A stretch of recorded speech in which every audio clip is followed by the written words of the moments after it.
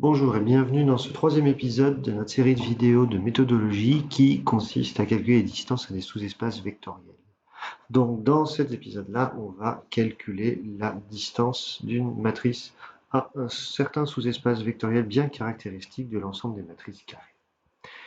Donc, on va s'intéresser d'abord à ce qu'est cet ensemble de matrices un peu mystérieux qu'on appelle H, l'ensemble des matrices de trace nulle, et ensuite on calculera la distance d'une matrice J donnée à H. Alors, l'idée est de déterminer déjà que l'ensemble H est bien un sous-espace vectoriel et donner sa dimension où H c'est l'ensemble des matrices de trace nulle. On va l'écrire de façon ensembliste, donc H c'est l'ensemble des matrices M de Mn de R telles que la trace de M est égale à 0.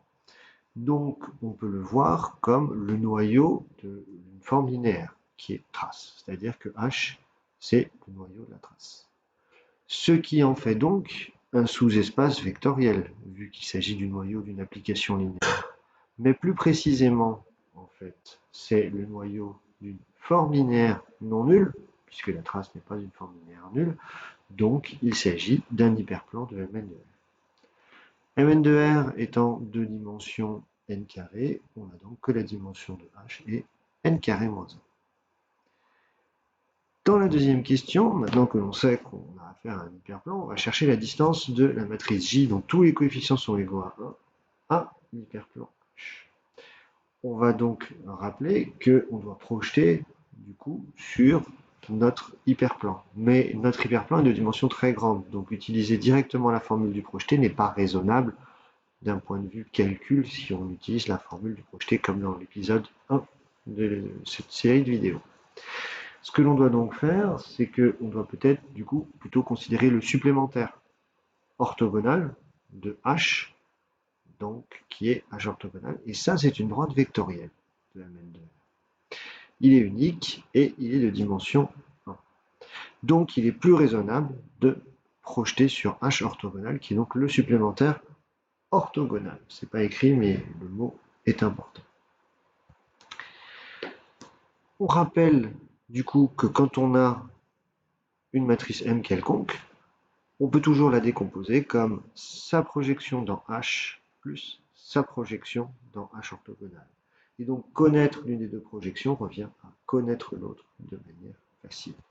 Donc c'est toujours plus utile de savoir calculer, plus facile de savoir calculer le projeté sur H orthogonal de M. En tout cas, si on connaît une base orthogonale, une base de M orthogonale, de H orthogonal. H orthogonal étant de dimension 1, il suffirait de trouver un vecteur de H orthogonal.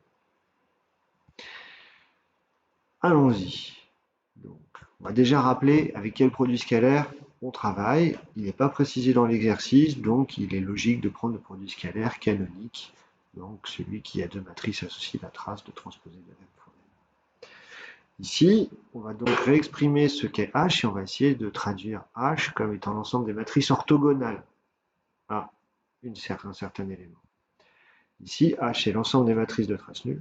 C'est donc l'ensemble des matrices telles que la trace de transposer de l'identité fois I fois M est égale à 0.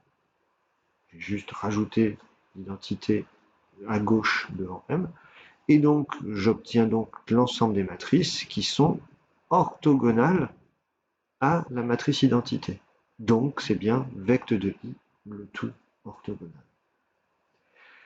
Donc, j'ai bien une base de H orthogonal. Attention, IN n'est pas nécessairement un vecteur normé, donc il va falloir faire attention à ça dans mon calcul de projeté. Finalement, quand j'utilise ma formule du projeté, IN sur la norme de IN est un vecteur normé, et quand j'utilise ma formule de projeté, qui normalement est une somme, mais ici se limite à un seul terme, je vais bien avoir le produit scalaire entre J et IN, fois IN, le tout divisé par la norme de IN au carré. La norme de IN au carré, clairement, ça vaut N, puisque la norme d'une matrice, la norme usuelle, c'est la somme double des carrés des coefficients. Donc, on obtient N sous la racine qui au carré donne N. Et si je calcule également le produit scalaire J fois IN, je trouve exactement N. Donc, ma projection sur H orthogonal de J, c'était normalement un multiple de la matrice identité. En fait, c'est exactement la matrice identité. On va en déduire du coup que la distance entre J et H, ça va être la norme de J moins le projeté sur H de J. Donc en fait, c'est exactement le projeté sur H orthogonal de J. Donc c'est exactement IN, la norme de IN, et je n'ai plus qu'à calculer la norme de IN, et ça vaut donc racine de N. Voilà qui conclut la recherche de cet exercice où l'on projette sur un hyperplan en passant donc par l'orthogonal de cet hyperplan, le supplémentaire orthogonal de cet hyperplan.